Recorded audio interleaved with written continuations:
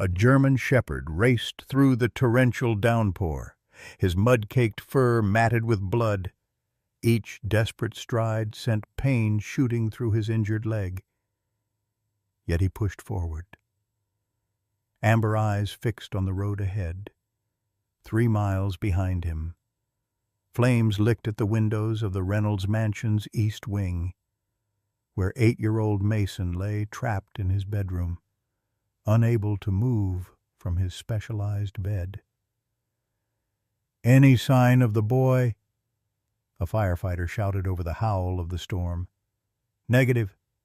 Can't access the second floor," came the crackling reply. Inside, Mason's lungs burned as smoke filled the room, his paralyzed legs useless. He clutched his emergency button, dead from the power outage. The crackling flames drew closer.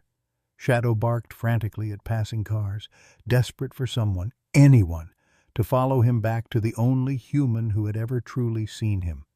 The dog who nobody wanted was Mason's only hope. Leave a like and share your thoughts in the comments. Along with the city you're watching from now, let's continue with the story. Mason Reynolds hadn't always been confined to a wheelchair. 11 months ago, he was a typical energetic 8-year-old who loved baseball and climbing trees at their family estate in Oak Ridge, Connecticut. That changed on a rainy Tuesday when a delivery truck skidded across the center line, taking his mother's life and leaving Mason paralyzed from the waist down. The accident had stolen more than his mobility. It had taken his voice. Not a single word had passed his lips since that day. His blue eyes now vacant windows to a world of silent pain. Alexander Reynolds, at 42, had built America's leading cybersecurity firm from nothing, his name gracing the covers of business magazines nationwide. The self-made billionaire had dedicated himself to providing the best medical care money could buy, converting an entire wing of their mansion into a rehabilitation center. Yet, for all his resources, he couldn't breach the emotional wall his son had built. Their spacious home, once filled with laughter, now echoed with the sterile sounds of medical equipment and the wheels of Mason's chair against marble floors. Ellie Winters never intended to fall in love with the problem cases at Oakwood Animal Shelter. With her faded jeans and perpetually messy blonde ponytail, the 30-year-old shelter manager fought tirelessly for every animal that came through her doors. Shadow had tested her resolve like no other. The 5-year-old German shepherd had been returned 7 times over 3 years, each family unable to handle his unpredictable behavior. What others saw as aggression, Ellie recognized as profound fear. The latest family had surrendered him after he'd growled at their toddler, putting him on the euthanasia list despite Ellie's protests. Dr. Sarah Mitchell had suggested animal therapy after Mason's traditional treatments plateaued. "Sometimes," she'd told Alexander during their last appointment, "children connect with animals in ways they can't with people." Robert Thompson, the Reynolds family attorney and Alexander's oldest friend, had vehemently opposed the idea. "A dog," he'd scoffed. "Alex, you need medical innovation, not a pet. Besides, the liability alone." But desperation had a way of overriding caution, which is how Alexander found himself reluctantly pushing his son's wheelchair through the doors of Oakwood Animal Shelter on a crisp autumn morning, unaware that this visit would change all their lives forever. The Oakwood Animal Shelter smelled of disinfectant and wet dog, a far cry from the sterile, pine-scented halls of the Reynolds mansion. Alexander fought the urge to turn around as he navigated Mason's wheelchair through the narrow entrance. The shelter's concrete floors vibrated beneath them as dogs barked from kennels lining both walls. "Mr. Reynolds." Ellie Winters extended her hand, her eyes widening with recognition. It wasn't every day a billionaire walked into her underfunded shelter. "We spoke on the phone. I'm Ellie, the shelter manager." Alexander shook her hand firmly. "This is my son, Mason." His voice softened as he gestured to the boy, whose gaze remained fixed on the floor. "Dr. Mitchell suggested we try animal therapy." "Of course." Ellie crouched down to Mason's eye level, though the boy didn't look up. "Hi there, Mason. We've got some pretty special dogs who'd love to meet you." When Mason showed no response, she straightened and addressed Alexander. "Did you have a particular kind of dog in mind? Something gentle? Medium-sized, perhaps? Well-behaved? Certainly." Alexander's tone made it clear that this was a clinical exercise, not an emotional one. "We have staff who can assist with care, but I'd prefer something uncomplicated." Ellie nodded, though a frown flickered across her face. "I understand. Let me show you some of our more sociable residents." She led them down the corridor, past kennels where dogs pressed eagerly against chain-link doors. "This is Buddy, a 3-year-old lab mix, very gentle, already house-trained." Mason's head remained bowed, his fingers tracing absent patterns on the armrest of his wheelchair. Alexander checked his watch, already calculating how long social courtesy required them to stay. They continued past several kennels, Ellie highlighting the merits of each potential companion. Alexander asked appropriate questions about temperament and care requirements, but Mason showed no interest in any of the animals presented. Dr. Mitchell had been specific. The connection needed to come from Mason, not be forced by adult selection. "We have just a few more," Ellie said, her optimism fading as they approached the end of the corridor. She hesitated before the last kennel, then seemed to make a decision. "This is Shadow." Unlike the other dogs who had rushed forward eagerly, a German shepherd lay curled in the back corner of the kennel, amber eyes watching them warily. A jagged scar ran across his muzzle, and his right ear was notched at the tip. "Shadow's had a difficult past," Ellie explained quietly. "He's 5 years old and incredibly intelligent, but he's been returned several times. People see his size and breed and expect certain behaviors. When he doesn't immediately conform—" She trailed off. Alexander frowned. "He seems antisocial. Perhaps not the best match for therapy." "He's not antisocial. He's cautious," Ellie corrected. "Shadow assesses situations before engaging. He's actually quite perceptive once he trusts you." Alexander was about to suggest they look elsewhere when a small movement caught his attention. Mason had lifted his head and was looking directly at the German shepherd. It was the most engagement he'd shown in months. Shadow's posture changed subtly. He uncurled from his corner and took a few hesitant steps forward, head lowered but eyes fixed on Mason. "Interesting," Ellie murmured. "He doesn't usually approach the fence for strangers." Mason raised his hand toward the kennel, fingers spread against the chain link. For a long moment, nothing happened. Then, with deliberate slowness, Shadow crossed the kennel and sniffed at the boy's fingers. "Would you like to meet him properly?" Ellie asked Mason.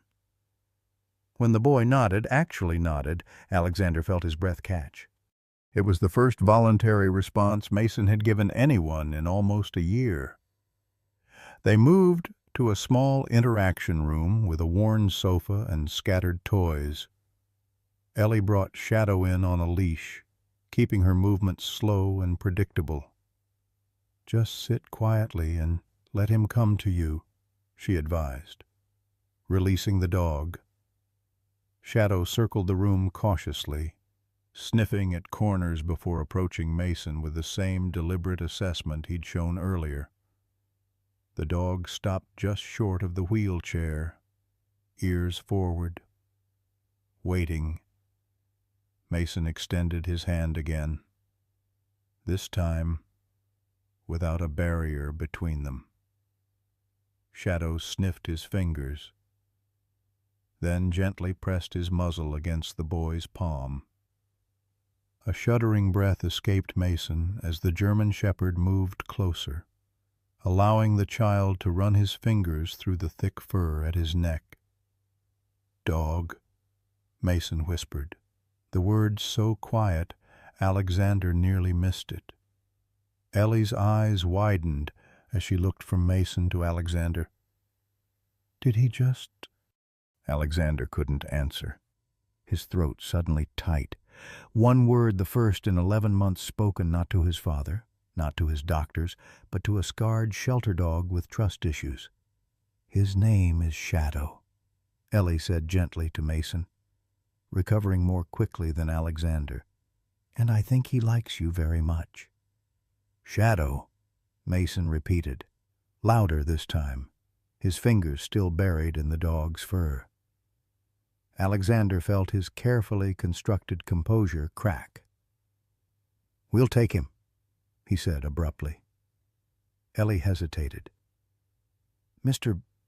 Reynolds, I appreciate your enthusiasm, but Shadow isn't like picking out a new car. He has special needs. He's been through multiple homes, and each return has damaged his ability to trust. He needs consistency, patience." "My son just spoke," Alexander interrupted, his voice uncharacteristically emotional.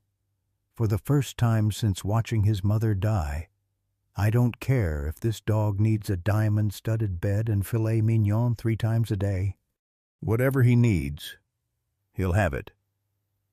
The adoption paperwork took longer than Alexander expected.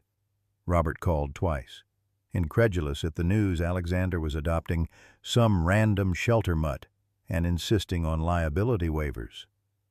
Alexander ignored him, focusing instead on Mason, who hadn't taken his eyes off Shadow. As they prepared to leave, Ellie knelt beside Mason's wheelchair. "You're going to need to be patient with him," she told the boy. "Shadow's been let down by a lot of people. He might not believe right away that he's really going home forever." Mason nodded, his hand resting on Shadow's head. The German shepherd pressed against the wheelchair, already positioning himself protectively at the boy's side. None of them could have known that this unlikely pairing, a mute, paralyzed boy and an unwanted problem dog, would ultimately save both their lives, in ways none of them could imagine. The first week with Shadow transformed the Reynolds mansion in ways Alexander hadn't anticipated. The click of canine nails on marble floors echoed through previously silent hallways. Household staff who had moved like ghosts around Mason's silence now paused to greet the German shepherd, some even slipping him treats, despite Alexander's instructions about maintaining training discipline. Shadow approached his new environment with the same cautious assessment he'd shown at the shelter. He explored methodically, room by room, always returning to Mason's side as if checking that the boy remained safe. At night, he positioned himself beside Mason's specialized bed, amber eyes alert to any movement or sound. When Alexander tried to direct him to the plush dog bed purchased for the adjacent room, Shadow refused to budge from his self-appointed post. "Let him stay," Mason whispered on the third night, his seventh spoken word since the adoption. Alexander relented, too grateful for his son's emerging voice to enforce arbitrary rules. By the end of the week, Mason had spoken 23 words, all related to Shadow. Alexander's private journal, once filled with clinical observations of medical treatments and therapy outcomes, now documented each precious utterance. Water for Shadow. Shadow, come. Shadow, good boy. Dr. Mas Mitchell had been cautiously optimistic during her home visit. "This is promising," she'd told Alexander while observing Mason and Shadow in the garden. "But remember, animal bonds can be unpredictable. Don't place too much expectation on the relationship." Alexander had nodded, maintaining his composed exterior while inwardly clinging to each small sign of his son's re-emergence from silence. Then came the night that changed everything. Alexander woke to Shadow's deep, insistent barking outside his bedroom door. Disoriented and irritated, he checked the time, 3:17 a.m., before yanking the door open to reprimand the dog. Shadow immediately turned and raced down the hallway toward Mason's room, looking back to ensure Alexander followed. "This better be important," Alexander muttered, tightening the belt of his robe as he followed the German shepherd. Shadow burst through Mason's partially open door and leapt to the side of the bed, whining urgently. Alexander's irritation evaporated as he saw his son's body stiffening, face contorted in the beginning stages of a seizure. "Mason!"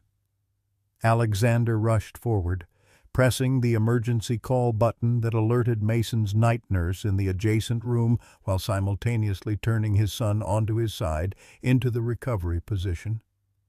Shadow remained pressed against the bed, his whining shifted to a low, steady rumble. The seizure lasted 62 seconds. Alexander counted each one, heart pounding. When the night nurse arrived, she administered the prescribed rescue medication and checked Mason's vitals. "How did you know?" she asked, glancing at Alexander with surprise. "Usually we don't catch them until they're fully underway." "I didn't," Alexander admitted, looking at Shadow, who had quieted but maintained his vigilant position. "He alerted me." The nurse raised her eyebrows. "The dog knew before it happened, apparently." Further tests confirmed what Alexander had witnessed. Shadow could detect Mason's seizures approximately 15 minutes before they occurred, giving crucial time for medication administration. Dr. Mitchell was fascinated but puzzled by the dog's ability. "Some service dogs are specifically trained for seizure detection," she explained during their follow-up appointment. "But it typically takes months of specialized training. Shadow seems to have this ability naturally, which is remarkable." Alexander had just begun researching specialized trainers to refine Shadow's natural talents when the doorbell rang on a rainy Tuesday morning, exactly 17 days after bringing Shadow home. "Mr. Reynolds?" His housekeeper looked uncharacteristically flustered. "There's a gentleman at the door insisting on speaking with you about the dog. He says Shadow belongs to him." Alexander found a weathered man in his early 50s standing in the foyer, rain dripping from his jacket onto imported Italian marble. His lined face and calloused hands spoke of physical labor, a stark contrast to the mansion's opulence. "I'm Jeffrey Williams," the man said without preamble. "You have my dog." Alexander straightened to his full height, using the same imposing posture that had intimidated countless business competitors. "I believe you're mistaken. We adopted Shadow legally from Oakwood Animal Shelter over 2 weeks ago." "His name isn't Shadow, it's Max," Jeffrey countered. "And he was stolen from me, not surrendered. I've spent 3 months tracking him down. I have adoption papers that say otherwise," Alexander replied coldly. "If you have a dispute, take it up with the shelter." "I intend to." Jeffrey's jaw tightened. "But first, I want to see him." "That won't be necessary." Their conversation was interrupted by the soft whir of Mason's motorized wheelchair as he entered the foyer. Shadow at his side. The German shepherd froze upon seeing Jeffrey, his posture stiffening. "Max," Jeffrey breathed, his stern demeanor cracking. "Hey, boy, remember me?" Shadow remained motionless, pressed against Mason's wheelchair. The dog made no move toward Jeffrey, but neither did he growl or show aggression. His amber eyes moved rapidly between the stranger and Mason. "He doesn't seem particularly eager to reunite," Alexander observed dryly. Jeffrey's expression hardened again. "That dog was specially trained as a medical alert dog for my daughter Lily. She's diabetic, and he can detect her blood sugar drops. Cost me $20,000 for that training." Alexander's certainty faltered. "Medical alert?" "Yes." Jeffrey nodded vigorously. "Ask your boy there if the dog ever acts strange before something happens. Pacing, whining, pawing. That's his alert behavior." Mason's small hand moved to rest protectively on Shadow's head. The wheelchair inched backward, the boy's intention to retreat clear. "How did he end up at a shelter if he's so valuable?" Alexander challenged. Jeffrey's gaze dropped momentarily.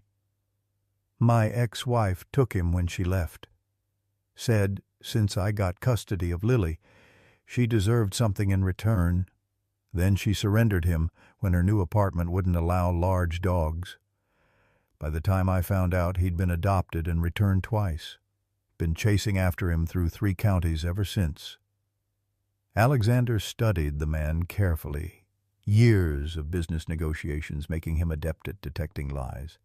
He saw pain in Jeffrey's weathered face, but also something else, a calculation that didn't align with his story.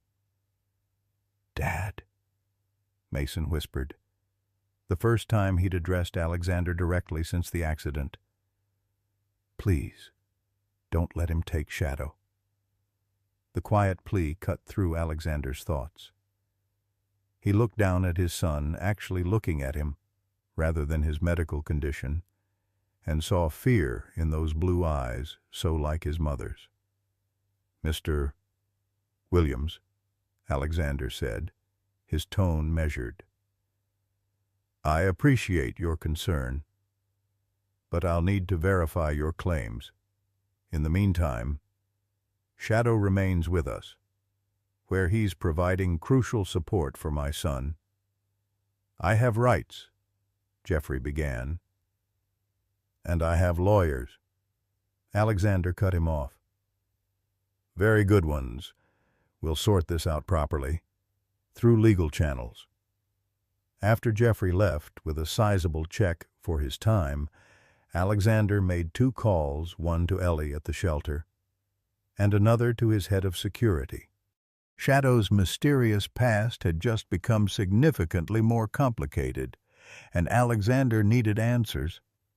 What neither man realized was that the truth about Shadow would prove far more extraordinary than either of their stories and would ultimately save Mason's life. Ellie Winters arrived at the Reynolds mansion the following morning, clutching a thick folder and looking distinctly uncomfortable amidst the opulence. Her faded jeans and Shelter logo sweatshirt stood in stark contrast to the formal attire of Alexander's household staff. "Thank you for coming," Alexander said, leading her into his study. The room, with its leather-bound books and century-old desk, was designed to intimidate business associates. Today, it served a different purpose. "I need to understand exactly what we're dealing with regarding Shadow's history." Ellie placed the folder on the desk. "I've brought all our records. After your call yesterday, I did some additional digging." She hesitated, glancing toward the large windows where Mason sat in his wheelchair in the garden beyond, Shadow vigilant at his side. "Mr. Reynolds, I want you to know I had no idea about Shadow's background as a service dog when you adopted him." "I believe you," Alexander said, surprising himself with the admission, "but I need to know if there's any truth to William's claim that the dog was stolen."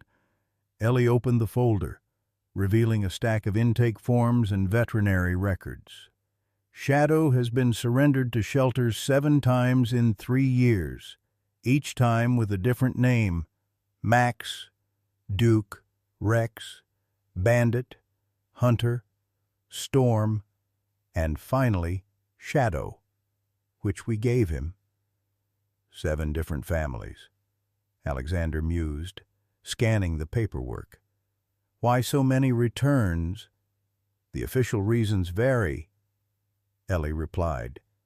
"Aggressive behavior, excessive barking, not good with children, destruction of property. But looking at the pattern now, I think we misinterpreted." "Explain." Each surrender form describes an incident where Shadow became agitated, barking or growling, followed by some kind of intervention by the dog that the owners interpreted as aggression. Ellie pulled out several forms, pointing to similar notations. One family reported he knocked over their toddler, but later medical records show the child was having an allergic reaction and stopped breathing minutes later. Another said he destroyed their kitchen, tearing open cabinets they later found their elderly father unconscious from a gas leak. Alexander leaned forward. Interest peaked. "You're suggesting these weren't acts of aggression, but attempts to alert or protect?" "Exactly. But without understanding what he was trying to communicate, the family saw only a disobedient, destructive dog." Ellie's expression softened. "Shadow wasn't being returned because he was a bad dog. He was being returned because no one understood what he was trying to tell them." Alexander recalled Shadow's behavior before Mason's seizure, the insistent barking, the urgency, and William's claim that Shadow, or Max, as he called him, was trained as a medical alert dog. Ellie nodded reluctantly. "That part checks out. I contacted the training organization listed on Shadow's microchip. He was indeed trained for diabetic alert 3 years ago for a girl named Lily Williams." She hesitated. "But there's more. I spoke with Jeffrey Williams' ex-wife this morning, and she claims Jeffrey sold Shadow to pay gambling debts, then fabricated the theft story when Lily's health deteriorated without her alert dog." Ellie's mouth tightened with anger. "She's gathered evidence for a custody modification based on this." The woman was crying on the phone. "Mr. Reynolds," she said, finding Shadow had given her hope of getting her daughter's service dog back. Alexander rubbed his temples, processing this new information. "So, both parents want the dog, supposedly for their daughter's sake." "Yes. And both have some documentation to support their claims." Alexander was silent for a long moment, staring out the window at his son. In the 17 days since Shadow's arrival, Mason had spoken 37 words. Alexander had counted each one like precious stones. More importantly, the vacant look in his son's eyes had begun to recede, replaced by flickers of the boy who existed before the accident. "I'm not giving him back," Alexander said finally, his voice resolute. "To either of them." "Mr. Reynolds." "No." He cut her off. "Mason needs this dog. For the first time since the accident. My son is connecting with the world again. I will not take that away from him." His expression softened slightly at Ellie's concerned look. "I'm not suggesting we steal someone's service animal. I'm saying we need to determine what's actually best for Shadow and for Lily Williams, not just what her parents want." Alexander's next call was to Dr. Lauren Pierce, the country's foremost animal behaviorist. Her waiting list was normally months long, but the Reynolds name and a sizable donation to her research foundation secured an immediate home visit. Dr. Pierce arrived 2 days later. A tall, imposing woman with silver-streaked black hair and observant eyes that missed nothing. She spent the first hour simply watching Shadow interact with Mason, making occasional notes but offering no commentary. "Well?" Alexander finally prompted as they sat in the garden. Mason and Shadow visible through the French doors of the sunroom where the boy was having his physical therapy session. "He's extraordinary," Dr. Pierce said simply. "Shadow shows all the hallmarks of professional service dog training. But there's something more. His bond with your son transcends typical handler relationships." She looked directly at Alexander. "This dog has chosen Mason. That's relatively rare, especially given his history of multiple homes." "What about the aggression issues reported by previous owners?" Dr. Pierce shook her head firmly. "What I'm seeing isn't aggression. It's frustration resulting from trying to communicate critical information to humans who weren't listening." She gestured toward the sunroom. "Look at them now. Notice how Shadow positions himself always with clear sightlines to Mason, always within intervention distance. He's not just accompanying your son, he's actively monitoring him." Inside the sunroom, the physical therapist was helping Mason stretch his unresponsive legs. Shadow lay nearby, appearing relaxed but with ears perked forward, attention unwavering.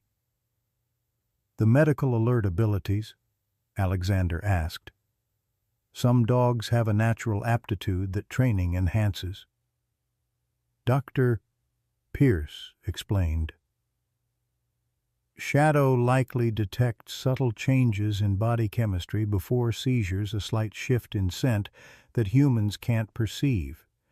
With Mason's form of epilepsy, this early warning is invaluable." "So, you believe Shadow should stay with Mason?" Dr. Pierce considered the question carefully. "From a behavioral perspective, separating them now would be detrimental to both. Shadow has found stability after multiple rejections, and Mason clearly benefits from their bond." She paused. "However, there's the ethical question of the Williams girl, if she truly needs a diabetic alert dog for her health." "I've considered that," Alexander replied. "I've authorized my foundation to finance a fully trained replacement service dog for Lily Williams. Regardless of how the ownership dispute resolves, the little girl shouldn't suffer while the adults fight over custody of the dog or of her." Dr. Pierce nodded approvingly. "That's commendable. In the meantime, I'd recommend formalizing Shadow's training as a seizure alert dog for Mason. His natural abilities are impressive, but structured training will help him communicate more effectively with you and your staff. Over the next 2 weeks, Shadow and Mason fell into a rhythm that transformed the household. A specialized trainer visited daily, working with Shadow to refine his alert signals and teaching Mason and the staff to recognize them. The dog now pawed Mason's wheelchair twice to indicate an impending seizure, giving them precious minutes to administer preventative medication. Mason's progress extended beyond seizure management. With Shadow by his side, he began participating more actively in physical therapy, speaking in short sentences to the staff, and even joining Alexander for meals in the dining room rather than eating alone in his room. For the first time since the accident, Alexander allowed himself to hope. The medical team noted measurable improvements in Mason's physical and psychological metrics. Dr. Mitchell even suggested they might soon trial a day at school with Shadow as Mason's service animal. Not everyone shared Alexander's optimism, however. Robert Thompson remained skeptical during their weekly meeting in Alexander's study. "I understand the boy's attached to the dog," Robert said, swirling the bourbon in his glass. "But you're facing potential legal exposure here. Alex, if this Williams character decides to pursue ownership claims, he won't." Alexander interrupted. "My investigators found substantial evidence supporting his ex-wife's version of events. He sold the dog to cover gambling debts, then lied about it. When presented with this information and the alternative of facing fraud charges, he became remarkably cooperative." Robert raised an eyebrow. "And the ex-wife, Mrs. Williams, has accepted our offer to provide a new service dog for Lily. The training has already begun with a suitable candidate." Alexander's expression softened slightly.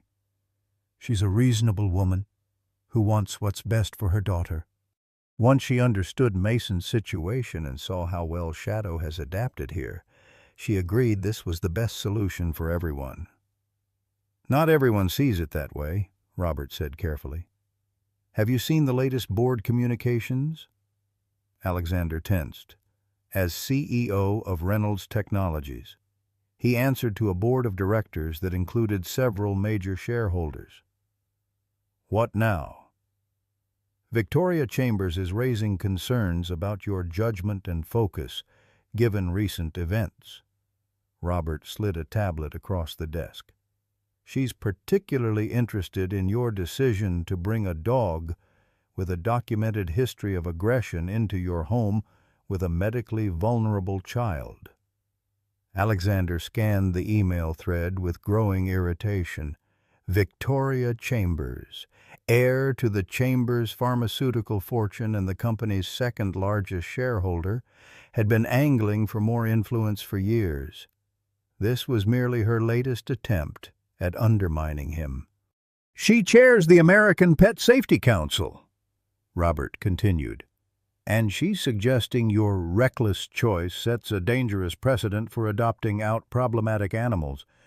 There's talk of using this as an example in their next public awareness campaign." "She's welcome to try," Alexander said coldly. "My personal decisions regarding my son's care are not board matters." "They become board matters when they affect company reputation," Robert countered.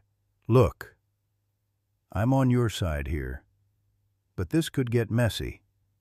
The annual shareholder meeting is in 6 weeks.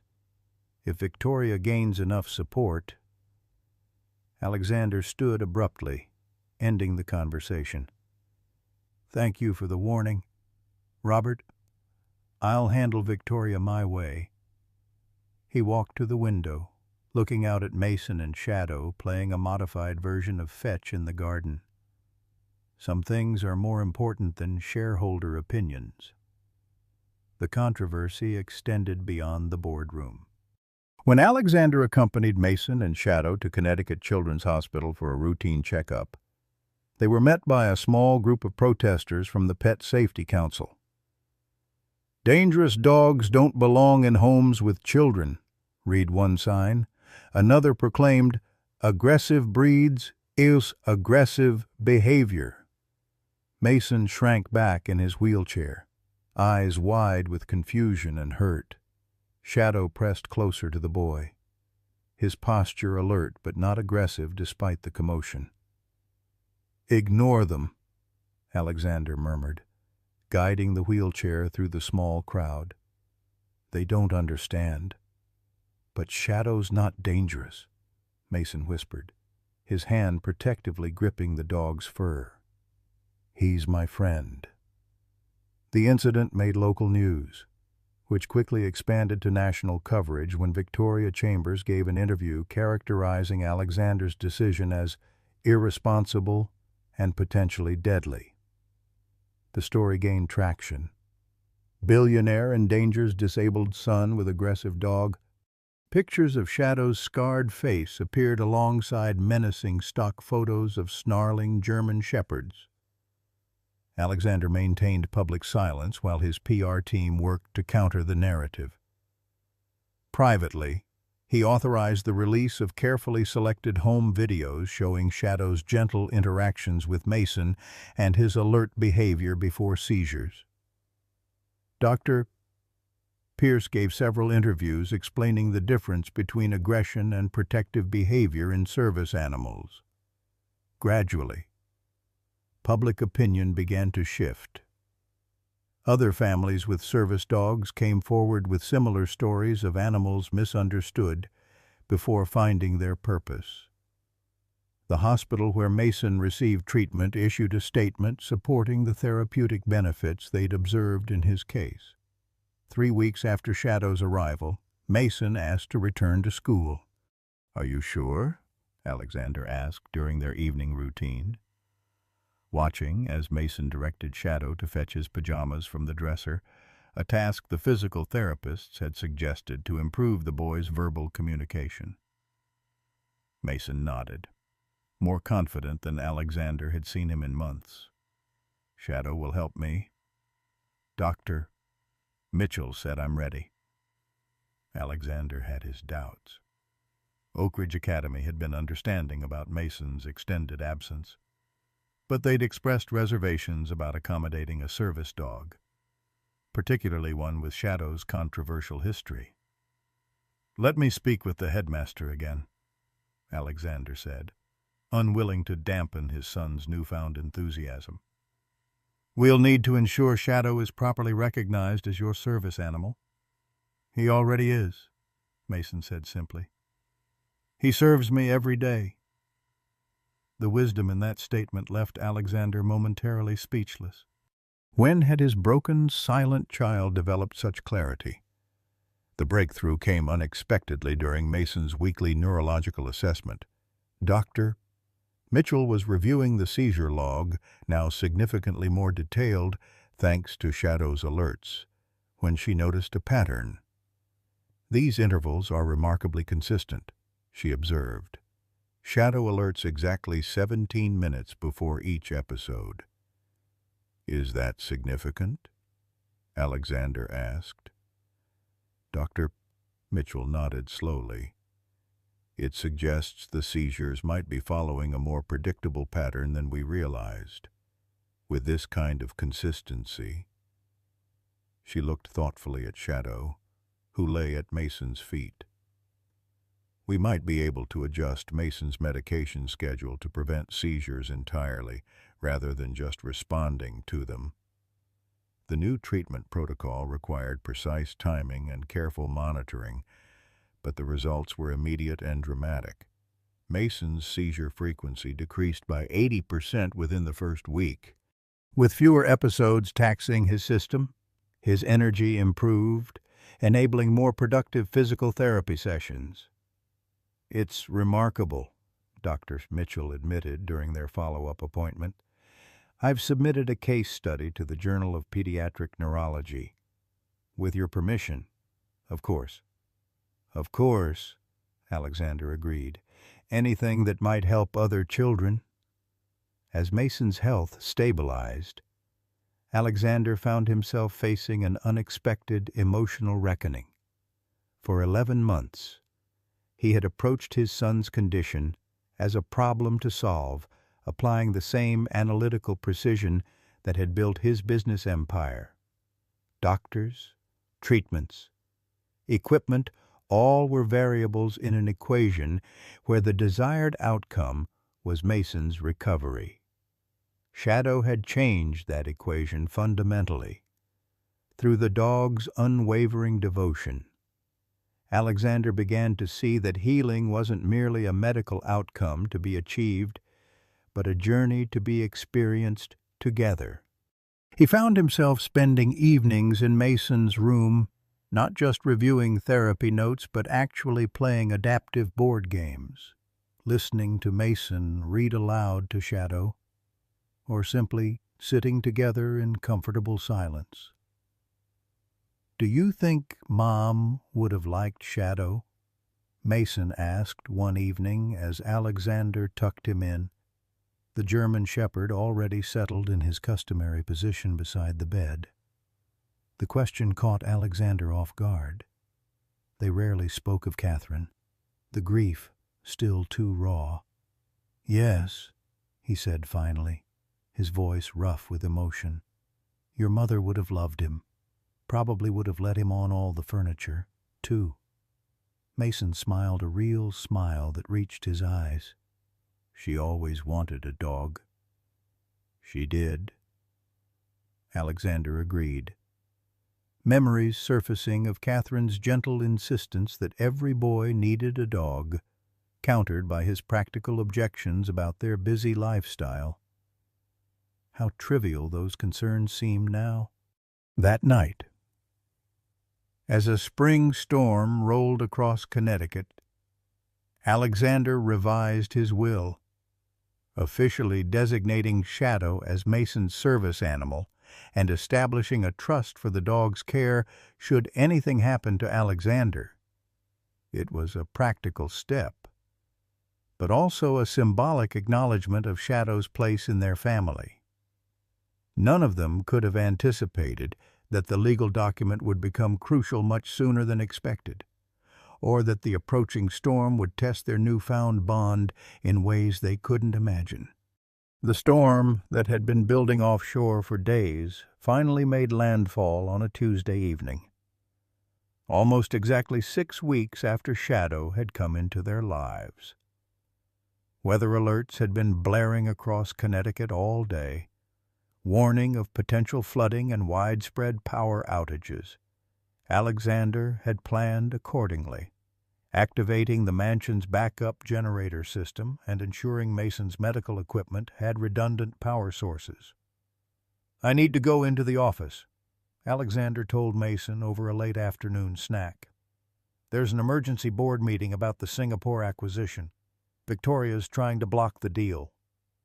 Mason nodded, understanding more about his father's business responsibilities than most 8-year-olds. "We'll be okay. Shadow and I have homework." The dog raised his head at the mention of his name, amber eyes alert as always. "Mrs.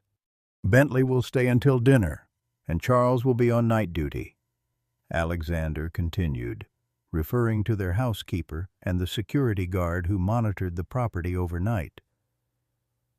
"Dr. Mitchell rescheduled tomorrow's appointment because of the weather, so you can sleep in." "Will you be late?" Mason asked, his fingers absently stroking Shadow's fur. Alexander checked his watch. "I'll try to be back before your bedtime. But with this storm coming in—" He leaned down to press a kiss to Mason's forehead, a gesture that had once been routine, but had become rare in the sterile months following the accident. "Call if you need anything."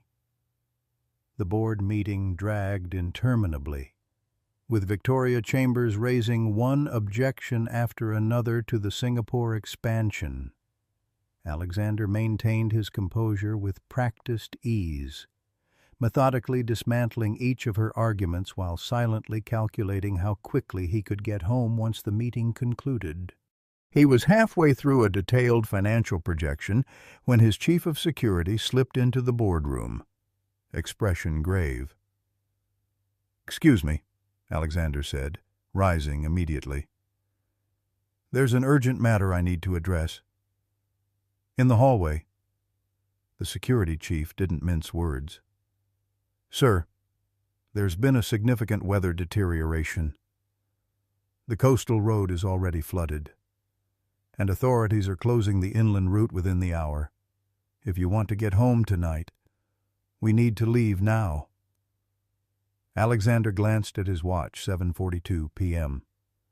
"Call the house," he instructed as they strode toward the elevator. "Tell Mrs. Bentley I'm on my way." The call didn't connect. "Cell towers might be affected by the storm," the security chief suggested. But Alexander felt the first prickle of genuine concern. The drive that normally took 40 minutes stretched into nearly 2 hours as they navigated increasingly treacherous roads. Rain hammered the armored SUV, reducing visibility to mere feet. Twice, they had to detour around fallen trees, each diversion taking them further from the direct route home. "The coastal bridge is completely underwater," the driver reported grimly as they approached the final junction. "We'll have to take the northern pass." Alexander stared out at the darkened landscape, the rain illuminated in the headlights like silver sheets. He'd already tried calling the mansion multiple times, each attempt meeting the same automated message about service disruptions.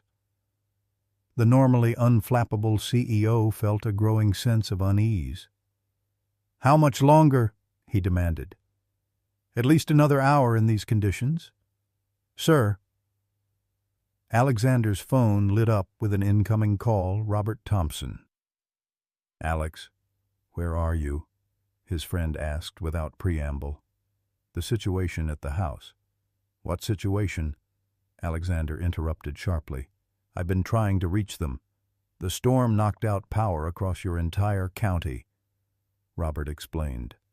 "Your security company called me when they lost connection with the house systems. They've dispatched someone, but with the roads..." "What about the backup generator?" "Unknown. They can't reach Charles either." Alexander felt his heart rate accelerate. "I'm still at least an hour out. Has anyone reached Mason's night nurse?" "She called the security company. She's stranded on the wrong side of the coastal bridge. There's no way she's getting through tonight." For the first time in years, Alexander felt the icy grip of true helplessness. Mason was essentially alone in the mansion, with only Mrs. Bentley, who was nearing 70, and Charles, who manned the security office but rarely interacted directly with the boy. "Keep trying to reach the house," Alexander instructed, "and contact emergency services. Tell them we have a medically vulnerable child at the property." "Already done," Robert assured him. "But they're overwhelmed with calls. It could be hours before they can check." Alexander ended the call, gripping his phone so tightly his knuckles whitened. "Faster," he told the driver. "Whatever it takes." Back at the Reynolds mansion, Mason was blissfully unaware of the growing crisis. The first power outage had occurred shortly after his father left, triggering the automatic switch to generator power. Mrs. Bentley had served dinner as usual, though the worsening storm had rattled the windows ominously throughout the meal. "Perhaps we should move your bed downstairs tonight," she'd suggested, eyeing the swaying branches visible through the dining room windows. "Just as a precaution." Mason had declined, unwilling to leave his adapted bedroom with its carefully arranged medical equipment. "Shadow will alert me if there's any danger," he'd said confidently. By 8 o'clock, The storm had intensified dramatically. Wind howled around the mansion's corners, and rain lashed against the windows with violent force. Mrs. Bentley had just helped Mason into bed when the mansion plunged into darkness. The generator had failed. "Don't worry," she'd soothed, her wrinkled face illuminated by the emergency flashlight she always carried. "I'll check with Charles and call your father." That had been nearly an hour ago. Mason lay in his specialized bed, listening to the storm rage outside. Shadow remained vigilant at his side, occasionally rising to pace to the window before returning to his position. "She's been gone a long time," Mason whispered to the dog. "Do you think something's wrong?" Shadow's ears perked forward at the question, but he offered no other response. Mason reached for the emergency call button that connected to Charles in the security office, but the system remained unresponsive, without power. His cell phone, normally kept charging on his nightstand, showed no service bars. A particularly violent gust of wind rattled the windows, and Mason jumped at the sound. Jumped. Shadow pressed closer, offering silent comfort. The flashlight Mrs. Bentley had left cast eerie shadows across the ceiling. "Dad will be home soon," Mason assured himself, fighting against a rising sense of unease. "Or Mrs. Bentley will come back." But as minutes stretched into another hour, neither materialized.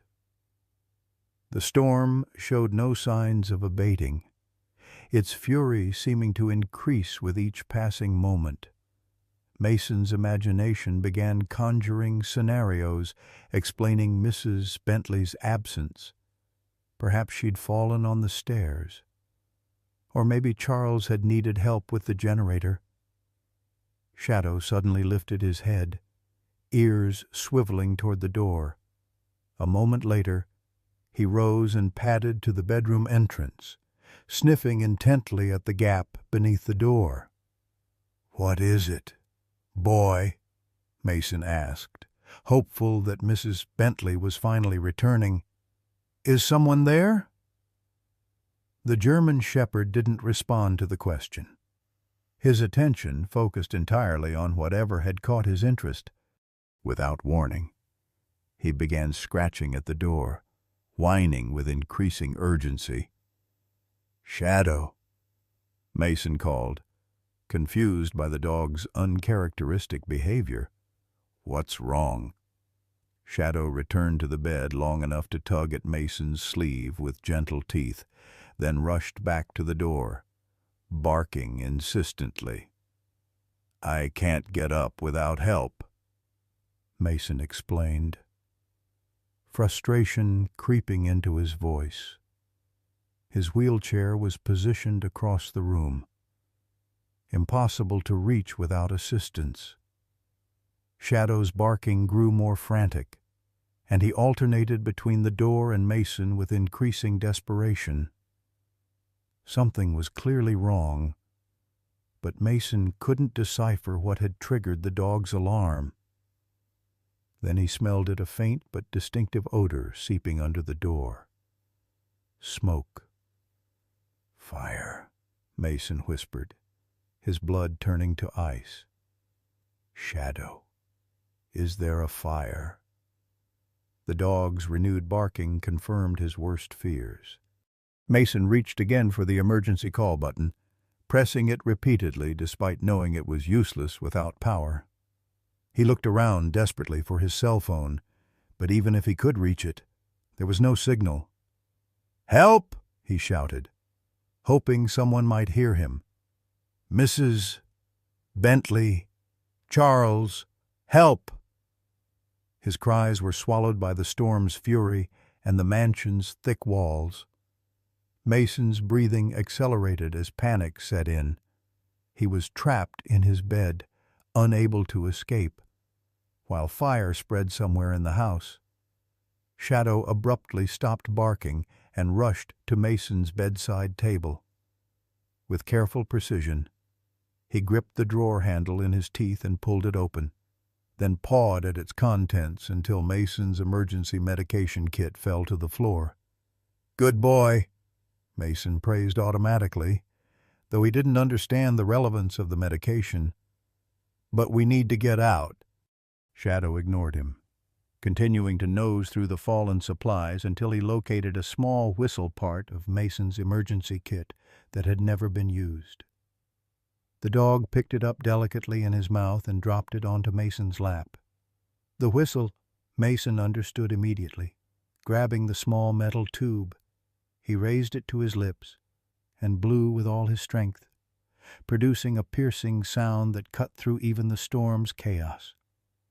Shadow barked once in apparent approval, then returned to the door, sniffing intently at the bottom crack. The smell of smoke was stronger now, and Mason could see a faint haze beginning to seep into the room.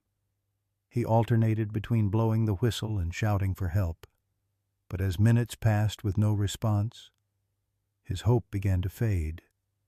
Shadow's behavior grew increasingly agitated, the dog clearly torn between staying with Mason and seeking help elsewhere. "You have to find someone," Mason finally said, his voice breaking. "Go get help, Shadow. Go." The German shepherd whined, clearly reluctant to leave his charge. Mason had never before asked him to go away, and the command conflicted with his training to stay with the boy.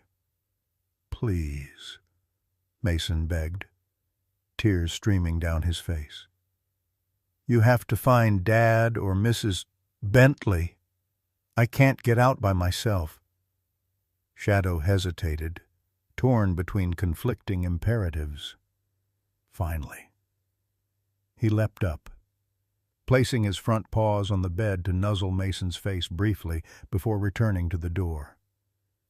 "Good boy," Mason whispered, wiping away tears. "Go." When Mason turned the doorknob, Shadow bolted into the smoke-hazed hallway. The last Mason saw of his faithful companion was his tail disappearing into the darkness as he ran toward the main staircase. Alone now, Mason continued blowing the whistle at regular intervals, trying to ignore the steadily thickening smoke and the distant sound of crackling flames. He attempted to pull himself toward his wheelchair, but the distance was too great, and his atrophied muscles too weak. In the eastern wing of the mansion, the fire had originated in the electrical room when the generator malfunctioned during its second restart attempt. Charles had discovered the blaze and immediately attempted to extinguish it, suffering smoke inhalation that left him semi-conscious in the security office.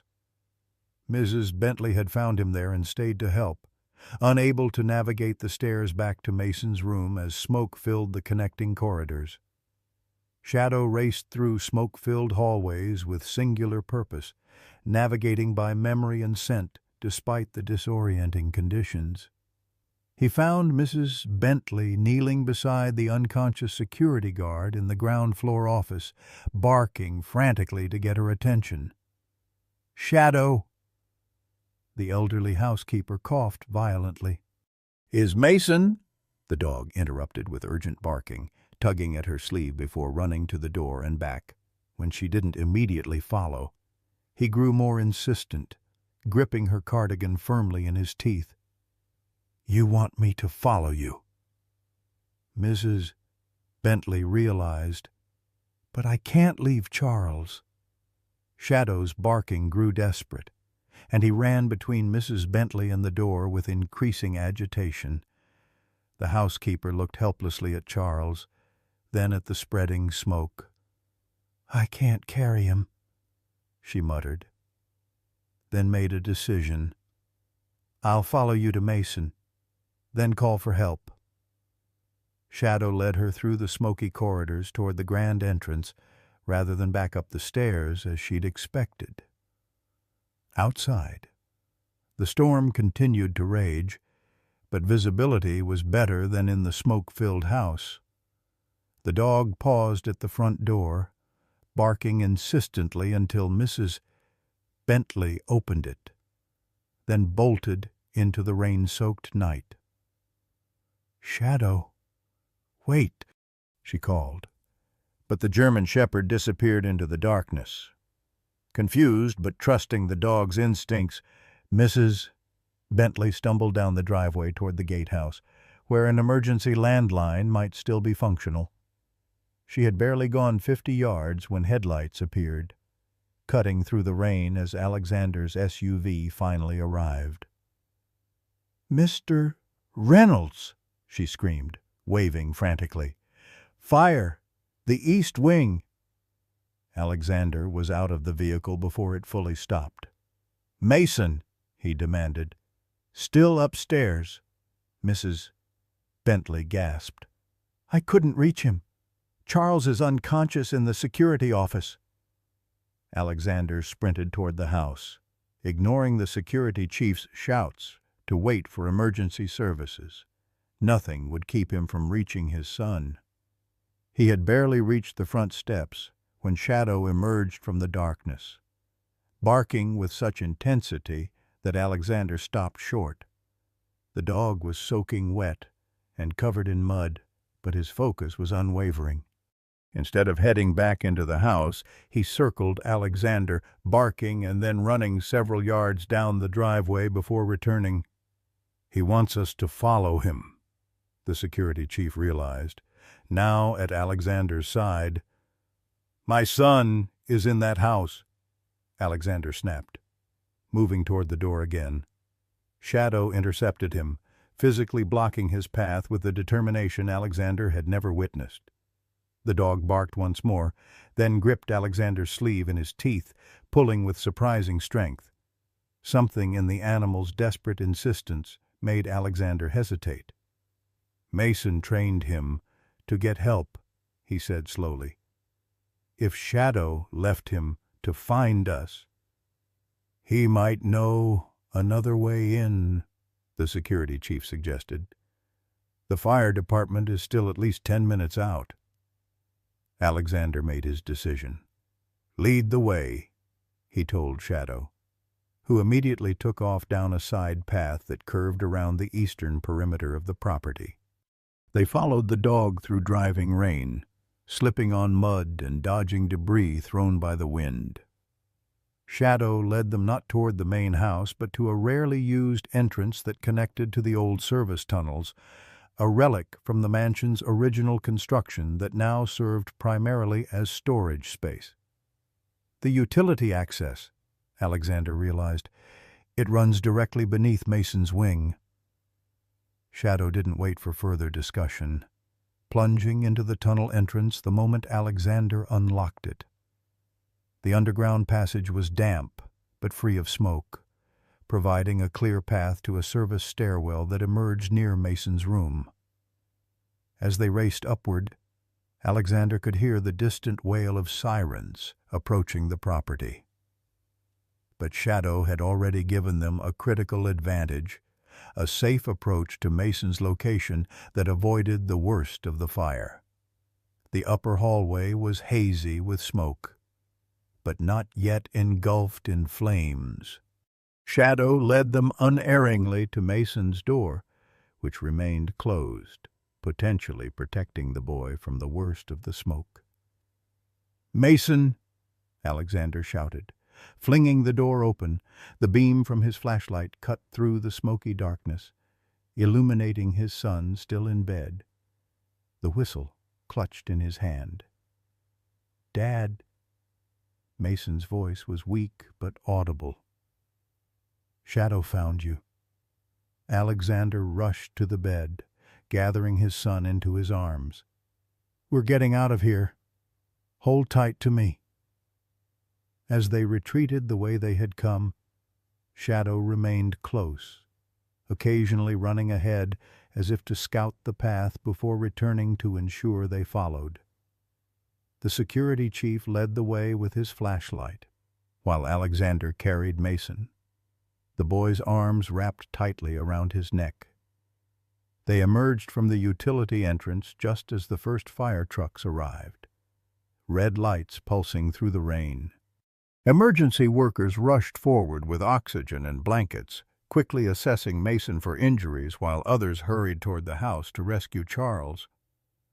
Alexander refused to relinquish his hold on Mason until paramedics insisted they needed to check his oxygen levels.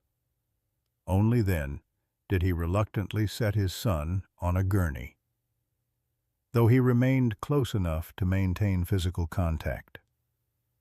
"Shadow saved me," Mason told the paramedics as they placed an oxygen mask over his face. "He brought my whistle and went for help." Alexander looked around for the dog, suddenly realizing he hadn't seen Shadow since they'd emerged from the tunnel. "Where's Shadow?" he asked, scanning the chaotic scene. A firefighter approaching from the house overheard the question. "The German Shepherd. He ran back inside as soon as you got out. We thought he was with you." Alexander felt his blood freeze. He went back in. "Why would he?" "Charles," Mason whispered through the oxygen mask. "Shadow knows Charles is still inside." Before Alexander could respond, a tremendous crash echoed from the east wing as a portion of the roof collapsed, sending flames shooting skyward despite the driving rain. Emergency workers shouted orders, repositioning trucks and hoses to combat the intensified blaze. Alexander stared at the burning structure in horror. One thought consuming him: Shadow had returned to that inferno to save another member of their household. The loyal dog who had already rescued Mason was now facing death to complete his self-appointed mission. "Dad, you have to find him." Mason's voice cracked with desperation as he clutched at Alexander's sleeve. The oxygen mask had slipped in his agitation, and a paramedic gently repositioned it over his face. "Sir, you need to stay with your son," the paramedic advised, noting Mason's elevated heart rate on the portable monitor. "The fire department is conducting search and rescue operations." Alexander stood frozen between his son and the burning mansion, torn between staying with Mason and searching for the dog who had just saved his child's life. The east wing was now fully engulfed, flames licking at the night sky despite the continuing downpour. Fire crews shouted instructions to one another as they battled the blaze, their voices barely audible over the storm and the crackling inferno. "I've got a man down," a firefighter shouted, emerging from a side entrance with Charles slumped over his shoulder. The security guard was placed on a gurney beside Mason's, oxygen mask fastened over his soot-blackened face. His breathing was labored but steady. "Did you see a dog in there?" Alexander demanded, gripping the firefighter's arm. "A German Shepherd." The firefighter shook his head. "Visibility's near zero in most areas." "Sir, if your dog's still inside—" He didn't finish the sentence, but his expression conveyed what words couldn't. The chances of survival were diminishing by the second. "The chief won't authorize a search specifically for an animal," the security chief murmured to Alexander. "Not with the structural integrity compromised." Mason overheard the exchange, his blue eyes widening with horror. "No," he cried, trying to sit up on the gurney. "Shadow's not just an animal. He saved us. We can't leave him." The paramedic pressed Mason gently back, concerned by his increasing distress. "His oxygen levels are dropping," she warned. "He needs to remain calm." Alexander made an instantaneous decision, moving to his son's side and grasping his hand firmly. "I'm staying right here," he assured Mason.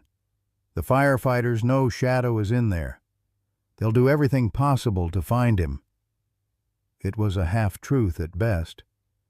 but it served its purpose. Mason relaxed slightly, his vital signs stabilizing as he clung to this thread of hope. Alexander maintained his composed exterior while inwardly calculating the rapidly diminishing odds of Shadow's survival.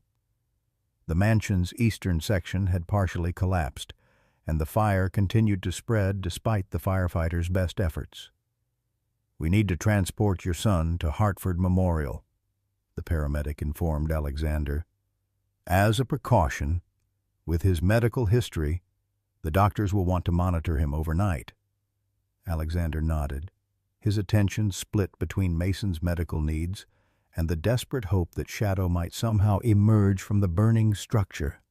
"I'll ride with him," he said, already moving toward the ambulance.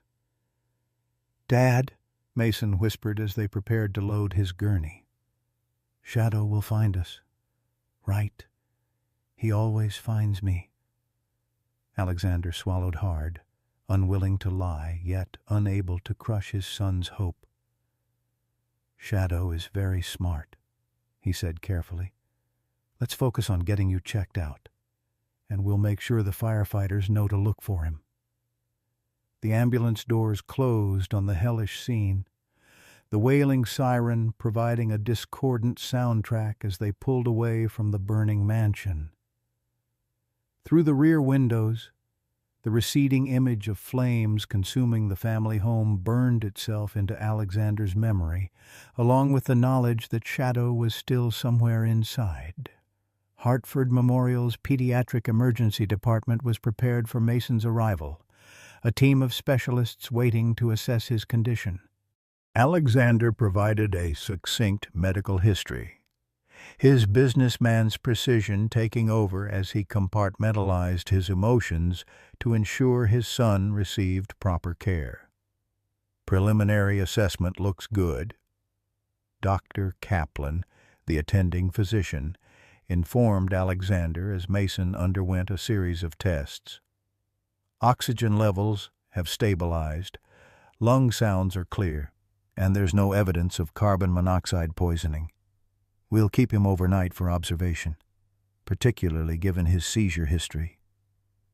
Alexander nodded mechanically, his phone clutched in his hand as he awaited updates from the security team still at the mansion. "His medication regimen has already been noted and ordered from the pharmacy," Dr. Kaplan assured him. "Mr. Reynolds, Mason is going to be fine physically, but he's asking about his dog every 5 minutes. What should our staff tell him?" The question pierced through Alexander's professional veneer. What should they tell Mason about the dog who had twice saved his life, who had become his voice, his independence, his link to the world? The dog who was almost certainly dead in the burning ruins of their home. "Tell him we're still looking," Alexander said finally. I'll speak with him once I have definitive information." The truth, when it came 90 minutes later, was devastating. Alexander's security chief called from the mansion site, his voice grave.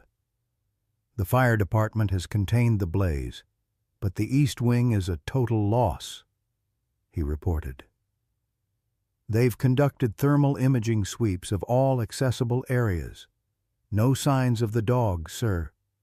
With the roof collapse in the main corridor." He paused. "The fire chief says survival in that section would be impossible. I'm sorry." Alexander ended the call without responding, the phone nearly slipping from his suddenly numb fingers. He had faced corporate collapses, market crashes, and even his wife's death with stoic resilience. But in this moment, grief overwhelmed him. Shadow had saved Mason's life, had brought his son back from the emotional abyss, had restored words to a silent child, and died trying to save yet another member of their household. How could he tell Mason that the dog who had become his lifeline was gone. The pediatric ward was dimly lit when Alexander finally entered Mason's room. The boy had been settled into a bed surrounded by monitoring equipment, his small form nearly swallowed by the hospital blankets. He wasn't asleep as Alexander had hoped. Instead, his eyes fixed immediately on his father's face, searching for the news he desperately wanted. "Did they find Shadow?" Mason asked, his voice small but urgent. Alexander moved to the bedside, taking his son's hand in his own. All the carefully rehearsed speeches evaporated as he looked into Mason's hopeful eyes. The firefighters searched everywhere they could. He began gently. Mason's expression crumpled. "He's gone, isn't he?" "The fire spread very quickly," Alexander continued, forcing the words past the tightness in his throat. "The roof collapsed in the main corridor. The firefighters believe Shadow was trying to reach Charles when it happened." "He was trying to save everyone," Mason whispered, tears spilling down his cheeks. "Just like he always does." "Yes," Alexander agreed, his own eyes burning. "He was a hero, Mason. The bravest dog I've ever known." Mason turned his face away, shoulders shaking with silent sobs. Alexander perched awkwardly on the edge of the hospital bed, his hand resting lightly on his son's shoulder, painfully aware of his inadequacy in the face of such grief. He had never been the parent who could offer emotional comfort that had been Catherine's role. In the months since her death, he had focused on practical solutions, doctors, therapies, equipment. He had no template for consoling his son through this fresh loss. "I want to go home," Mason said finally, his voice muffled against the pillow. "The house isn't safe," Alexander explained. "We'll stay at the Hartford Grand until we can make arrangements."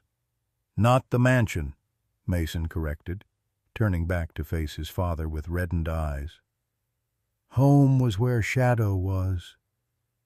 The simple statement laid bare the truth. Alexander had been avoiding the mansion, had never been home in the months after Catherine's death. It had been a beautiful prison of grief and silence, until Shadow had transformed it and them with his unwavering loyalty and love. "I know," Alexander whispered, gathering his son into his arms for the first time since the accident, without worrying about medical equipment or physical therapy protocols. He simply held him, feeling Mason's tears soak through his shirt as the boy finally released his grief. They remained that way for a long time, father and son united in loss. Eventually, Mason's tears subsided, exhaustion claiming him as he drifted into troubled sleep, still clutching his father's hand.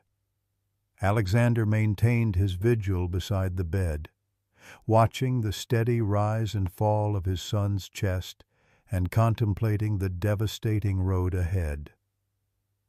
Mason had spoken his first words in nearly a year because of Shadow. He had begun engaging with the world again because of Shadow. He had found purpose and independence because of Shadow. How would he respond to this new loss? Would he retreat back into silence, back into the emotional fortress he had built after his mother's death? Alexander's phone vibrated with incoming messages. Robert with updates on the fire investigation. Dr. Mitchell arranging emergency therapy sessions. The insurance adjusters needing authorization for initial damage assessment. The practical world continued its relentless demands, unconcerned with their private grief. He ignored them all, focusing instead on his sleeping son's face, still marked with tear tracks. In that moment, Alexander made a silent promise, whatever it took, however long it required. He would help Mason through this loss. He would not retreat into work or delegate the emotional heavy lifting to hired professionals. This time, he would be present for every painful step. What Alexander couldn't know, as dawn broke over Hartford, was that Shadow's story wasn't yet complete, and that the most extraordinary chapter still awaited them. Mason refused to speak the following morning. When nurses entered his room with breakfast, he turned his face to the wall. When Dr. Kaplan arrived to check his lung function, he complied mechanically but remained silent. The pediatric psychologist who stopped by received no response whatsoever, not even acknowledgment of her presence. Alexander recognized the signs with a sinking heart.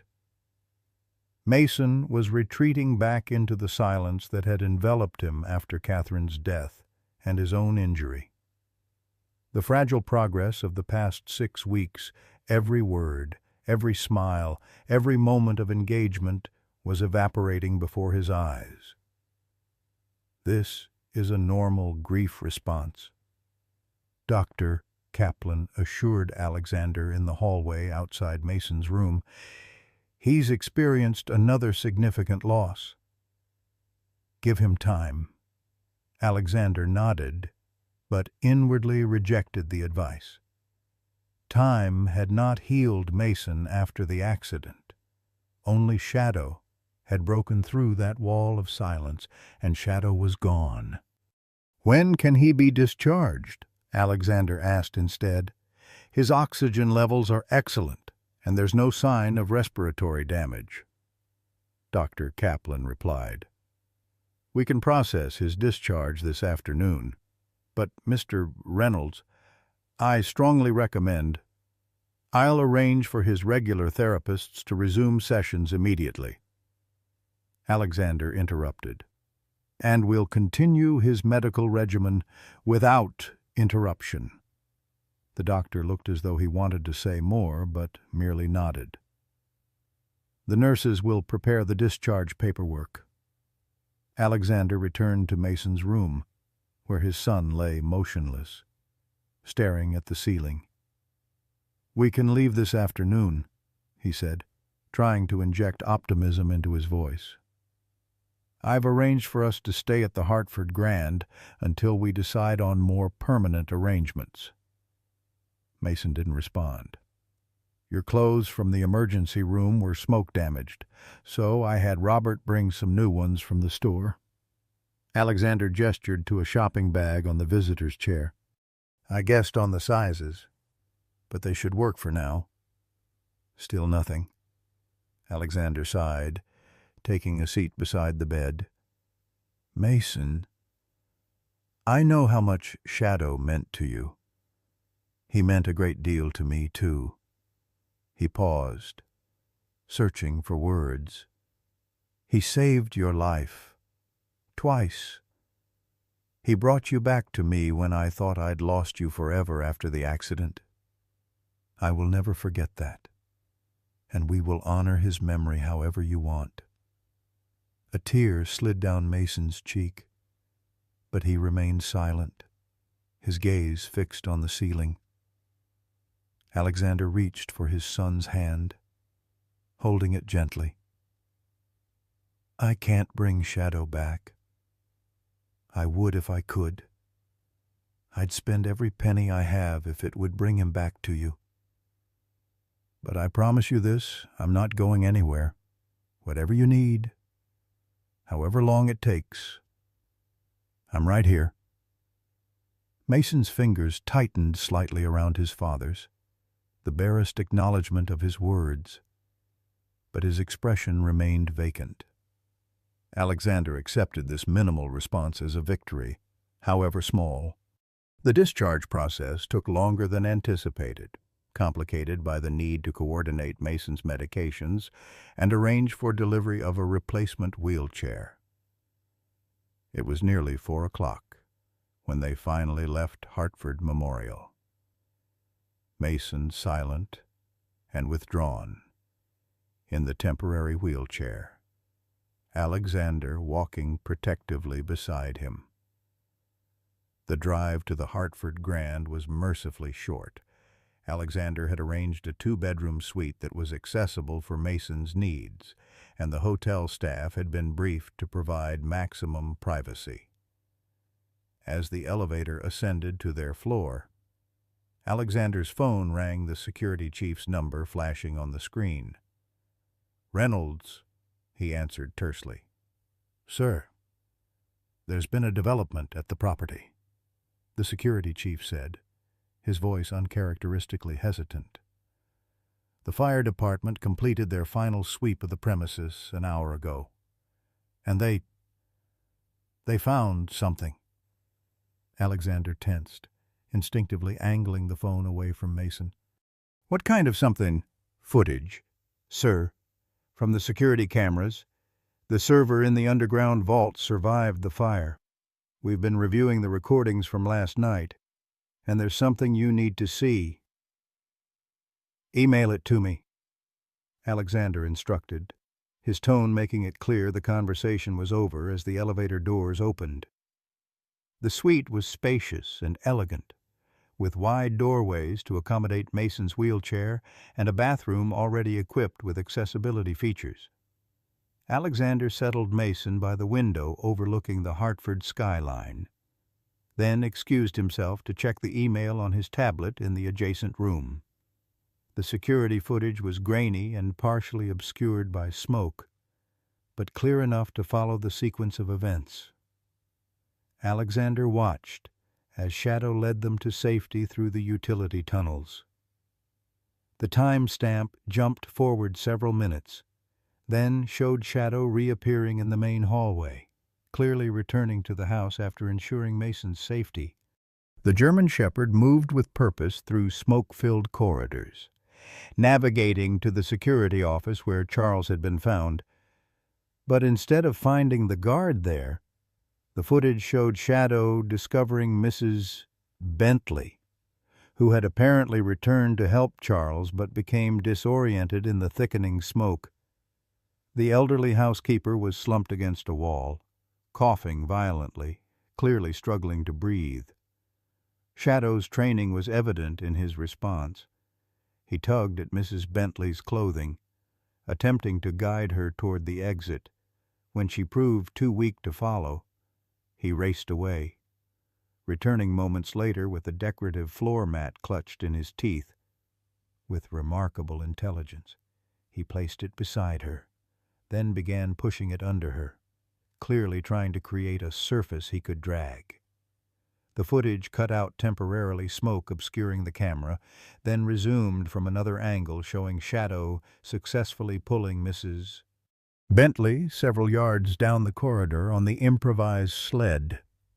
Progress was agonizingly slow, the dog straining against the weight. But he persisted with single-minded determination. The final clip showed them approaching a side exit when a thunderous crash sounded off-camera. Shadow looked up, alert to the new danger, then lunged forward, physically pushing Mrs. Bentley through the door just as debris began falling. The camera caught one last image of Shadow, turning back toward the house rather than following Mrs. Bentley to safety, before the feed went dark. Alexander sat motionless, the tablet still in his hands, as he processed what he'd witnessed. Shadow hadn't died in the initial roof collapse as they'd assumed. He'd successfully rescued Mrs. Bentley, then returned again, presumably still searching for Charles, who had already been evacuated by firefighters. A new message appeared from the security chief. "Mrs. Bentley is recovering at St. Francis Hospital. She's been asking about the dog. Says he saved her life, but she lost sight of him after he pushed her outside." Alexander closed his eyes, grief mingling with profound gratitude. Shadow had saved not just Mason, but the loyal housekeeper who had been with their family for over 20 years. The dog's self-sacrificing instinct extended to everyone in his adopted household. He was composing a reply when another message arrived. "Urgent call from Fire Chief. They found something in the West Wing debris. Alexander's heart lurched as he immediately dialed the number. "Chief Morgan," a gruff voice answered. "This is Alexander Reynolds. My security team said you found something." There was a pause. Then, "Mr.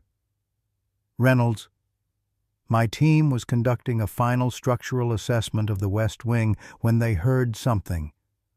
A whimpering sound coming from beneath a partially collapsed section of flooring." Alexander gripped the phone tighter, hardly daring to hope. "A dog? You found a dog?" "We deployed thermal imaging and detected a heat signature in a pocket beneath the debris," the chief continued. "We've extracted a German shepherd, male, severely injured but alive. He was in a small protected space created when the floor above collapsed over a solid oak table. The table held the weight of the debris, creating a survival pocket." "Shadow," Alexander whispered, his professional composure cracking. "You found Shadow? If that's your dog's name, then yes, sir, we found him. He's in critical condition, smoke inhalation, burns to his paws and side, possible internal injuries. We've transported him to Connecticut veterinary specialists in Hartford. Their emergency team was waiting when we arrived." "I'm on my way," Alexander said immediately, ending the call and rushing back to the main room where Mason sat motionless by the window. "Mason," he began, then stopped, unsure how to convey the news without creating false hope. But something in his father's expression must have alerted Mason, because the boy turned fully toward him for the first time since hearing of Shadow's presumed death. "What is it?" he asked, his voice rusty from disuse. Alexander knelt beside the wheelchair, taking his son's hands. "They found Shadow," he said gently. "He's alive, but he's very badly hurt. The firefighters took him to a veterinary hospital." Mason's eyes widened, a spark of life returning to their blue depths. "He's alive, really alive."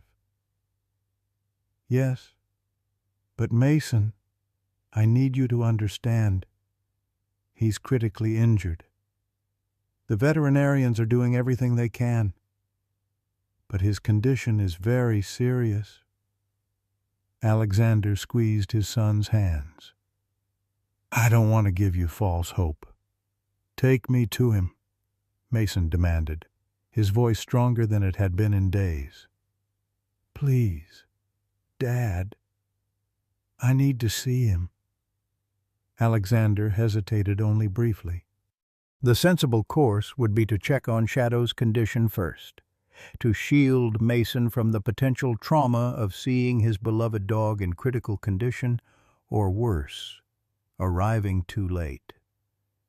But he recognized the determination in his son's expression, the same determination that had helped him survive his own catastrophic injuries.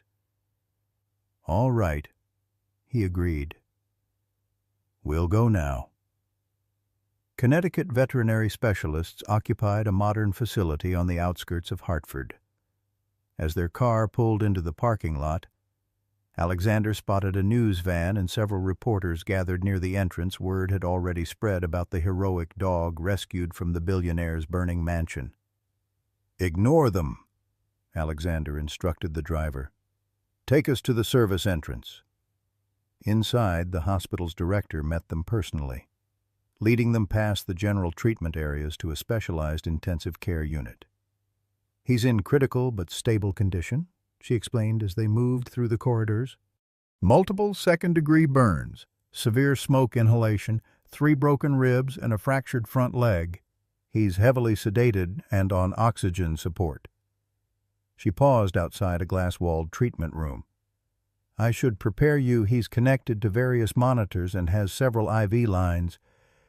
It looks frightening, but each one is helping him." Mason nodded, his focus entirely on the door separating him from Shadow. "I understand. Please, I need to see him." The veterinarian opened the door, allowing Alexander to wheel Mason into the quiet room. In the center, on a padded treatment table, lay Shadow. The German shepherd's powerful form was now obscured by bandages covering his side and paws. An oxygen mask covered his muzzle, and multiple tubes connected to IV bags and monitoring equipment.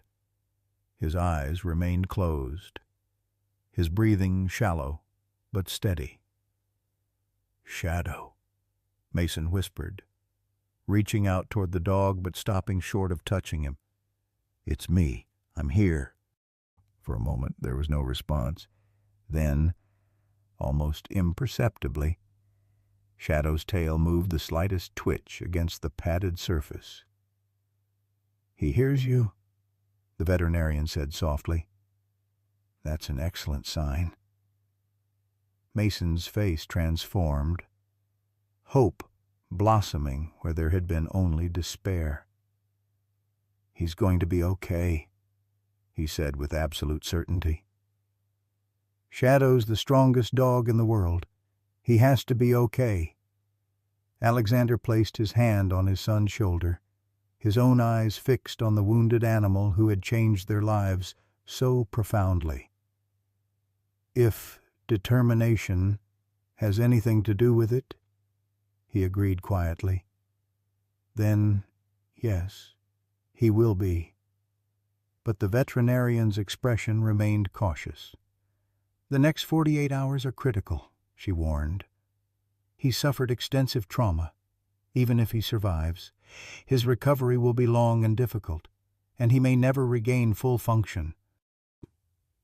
What none of them yet realized was how this crisis would not only test Shadow's will to survive, but transform the way the world viewed problem dogs like him and ultimately change countless lives beyond their own. 6 months later, the newly rebuilt east wing of the Reynolds mansion gleamed in the spring sunshine. The reconstruction had been completed in record time, with enhanced safety features and accessibility modifications throughout. But the most significant changes to the property weren't architectural. They were in the people who inhabited it.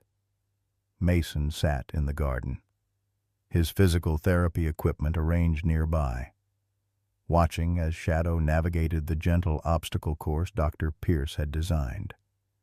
The German shepherd moved with only the slightest hint of stiffness, his recovery having progressed far beyond the veterinarian's most optimistic predictions. The scars along his side were now covered by regrown fur, though his once perfect gait retained a subtle unevenness when he tired. "Good boy, Shadow," Mason encouraged as the dog completed the final section of the course, carefully placing each paw on the specified markers. "Perfect." Shadow's amber eyes, as alert and intelligent as ever, fixed on Mason with unmistakable devotion. He trotted to the boy's side, accepting the treat offered with gentle teeth before settling into his customary position beside the wheelchair. Alexander observed from the terrace, taking a rare moment away from his work to appreciate the scene before him. The past 6 months had reshaped his priorities in ways he never could have anticipated. The Singapore acquisition had proceeded without his daily oversight. The company had weathered Victoria Chambers' attempted boardroom coup, and Reynolds Technologies' stock had actually increased when shareholders responded positively to the new foundation Alexander had established. The Shadow Foundation, as it was now known, had a dual mission training rescue dogs with behavioral issues as service animals, and providing these dogs to families regardless of financial means. The Foundation's first facility had opened on the Reynolds estate, utilizing 5 acres adjacent to the mansion that had previously been maintained as decorative grounds. The transformation of the manicured gardens into a state-of-the-art training center symbolized Alexander's own journey from appearance-focused to purpose-driven. Dr. Lauren Pierce had left her private practice to oversee the Foundation's training program, developing a specialized protocol based on Shadow's remarkable abilities.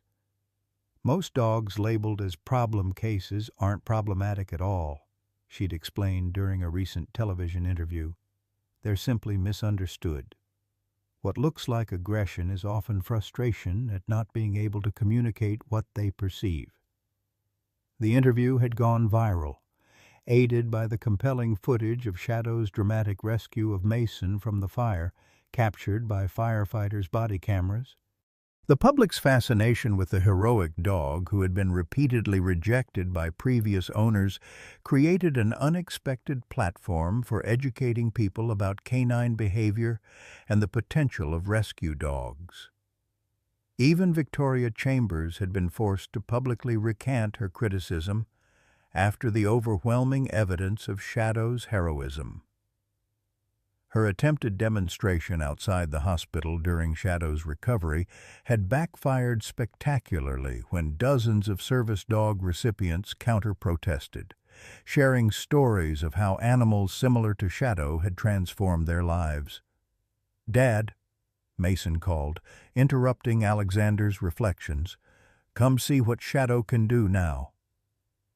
Alexander descended to the garden, noting with satisfaction how Mason's voice had regained its childhood enthusiasm. The silent, withdrawn boy of a year ago had been replaced by an engaged, talkative child who directed his own therapy sessions and participated actively in the Foundation's work.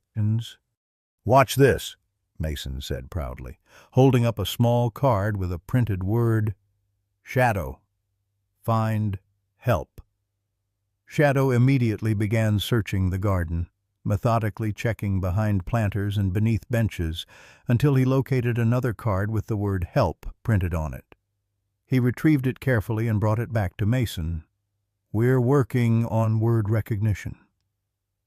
Mason explained. "Dr. Pierce says Shadow can learn to recognize up to 200 written words with enough practice. We're going to teach all the Foundation dogs to understand emergency words." "That's remarkable," Alexander acknowledged, genuinely impressed. "Your mother would be so proud of what you're accomplishing." Mason. The mention of Catherine no longer brought immediate pain. Time had softened the edges of their grief, allowing them to incorporate her memory into their daily lives rather than avoiding it. Mason had even begun keeping a journal addressed to his mother, sharing his daily experiences and progress with Shadow. Mr. Reynolds, Mrs. Bentley, appeared at the garden entrance. "The visitors from Children's Hospital have arrived." "Thank you." Alexander nodded. "We'll be right in." Mrs. Bentley, fully recovered from her ordeal in the fire, had insisted on returning to work despite Alexander's offer of early retirement with full benefits. "This is my home, too," she'd stated firmly. "And I have a debt to pay to that dog."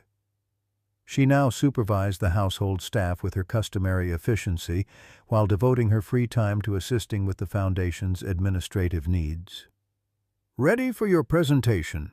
Alexander asked Mason, who nodded confidently. Inside the mansion's newly designed presentation room, a group of pediatric patients from Hartford Children's Hospital waited expectantly. The children, ranging in age from 6 to 14, all faced various physical challenges similar to Mason's. They had been selected as potential recipients for the Foundation's first class of service dogs. Mason positioned his wheelchair at the front of the room, Shadow sitting attentively beside him. Gone was the shy, silent boy who had once hidden from all interaction. In his place was a poised young presenter who made eye contact with his audience. "My name is Mason Reynolds, and this is Shadow," he began, his clear voice carrying throughout the room. "A year ago, I couldn't speak or do much for myself after an accident that injured my spine. I was sad all the time and didn't want to talk to anyone." Alexander stood at the back of the room, chest swelling with pride as his son continued the presentation they had practiced. "Then Shadow came into my life," Mason continued, reaching down to stroke the German Shepherd's head. "He was a rescue dog that nobody wanted because they thought he was too difficult. 7 families gave him back to the shelter." Shadow leaned into Mason's touch, his amber eyes never leaving the boy's face. "But Shadow wasn't a bad dog. He was trying to help people, and they didn't understand him." Mason's expression grew serious. "Sometimes people don't understand us either, when we're different or when things are hard for us. Shadow taught me that being different isn't bad. It just means we see things others might miss." The children listened with rapt attention as Mason demonstrated Shadow's abilities, alerting to simulated medical emergencies, retrieving specific items, opening doors, and performing the specialized tasks that had restored Mason's independence. "The Shadow Foundation is going to train dogs like Shadow for kids like us," Mason concluded. "Dogs who need a second chance, helping people who need a friend who understands them." The presentation concluded with each child having the opportunity to interact with Shadow under Mason's guidance. Alexander observed the proceedings with quiet satisfaction, noting how naturally his son had assumed the role of mentor to these children facing similar challenges. Dr. Mitchell joined Alexander at the back of the room, her clinical assessment pad replaced for once by a simple notebook. "This case study is revolutionizing how we approach pediatric trauma recovery," she commented. "The journal is publishing our findings next month." "Mason's the one who deserves the credit," Alexander replied. "He and Shadow together." "And you," Dr. Mitchell corrected gently. "Don't underestimate the impact of a father who was willing to change his entire approach to parenting and business because of what he learned from his son and a rescue dog." Alexander accepted the compliment with a nod, his attention drawn back to Mason, who was now helping a young girl in a wheelchair pet Shadow. His son's laughter, once so rare, now filled their home regularly. As the session concluded and the visitors prepared to leave, Mason called his father over. "Can we show them the surprise before they go?" Alexander checked his watch, then nodded. "I think we have time."